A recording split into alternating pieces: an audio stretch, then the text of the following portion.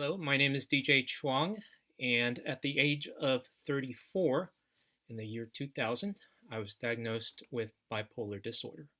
Since then, I've actively managed my mental health effectively with medication and therapy. But last year, on February 1st, I experienced my very first psychotic episode, believing things that were not reality. It was a day that changed the rest of my life. I remember waking up that morning very alert and awake after just 4 hours of sleep. I finished all of my work early. I called and texted several friends out of the blue. I went on a shopping spree and spent over $1,200 because I wanted to get gifts for my friends. I dropped in on friends spontaneously just to say hello.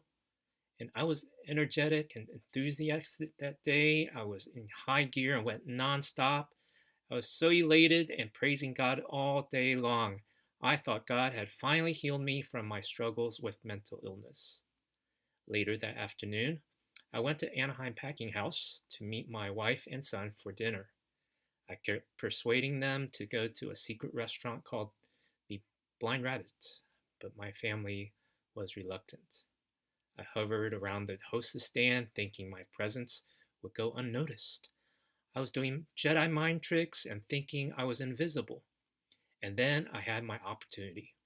I snuck into the restaurant, and I was quickly escorted out. I frantically looked for my wife and son and couldn't find them. And when I looked outside, I couldn't get back in because the security guards stood in my way. I couldn't understand why they wouldn't let me in. And the next thing I knew, the police showed up. After that, everything became a blur as I vaguely recalled images of my wife's gentle hand on my shoulder, trying to calm me down while the police officer put handcuffs on me. I was confused. I thought I was being pranked, so I went along. I told the officer he looked like Ryan Gosling. Well, I was taken to a psych ward and stayed there for 3 nights. I never thought that would be part of my life. I thought I was a normal person, not a quote unquote crazy person. After being released from the hospital, I had to work diligently to get better during this long period of depression. It took like 8 months to find the right medication to stabilize my brain chemistry while I went from day to day, moment by moment, one step at a time, to walk along a path of wellness. I humbled myself and asked for help.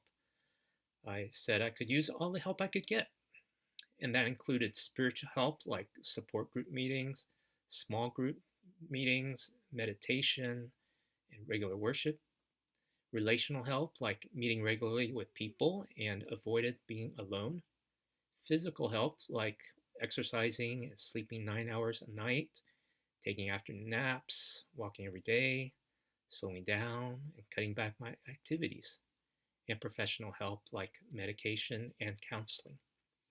I thank God for showing up in the midst of my hardest struggle, and what got me through was repeating and reciting Psalm 23 and the Lord's Prayer many times a day.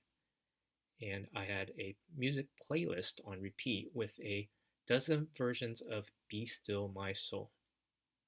Eventually, the dark clouds dissipated. I still have to actively and consciously do my self-care and manage this mood disorder. I believe God took me through 2007 to really melt my heart to have empathy for others who struggle with whatever challenges they have, whether it's mental health or relational or trauma or other bad things. I have also resolved to always say yes when an opportunity comes my way to share about my story of what God has done. What got me through was remembering that I am not alone, there is help, and there is hope. You're not alone. It's okay to ask for help, and there is hope. Thanks for listening to my story.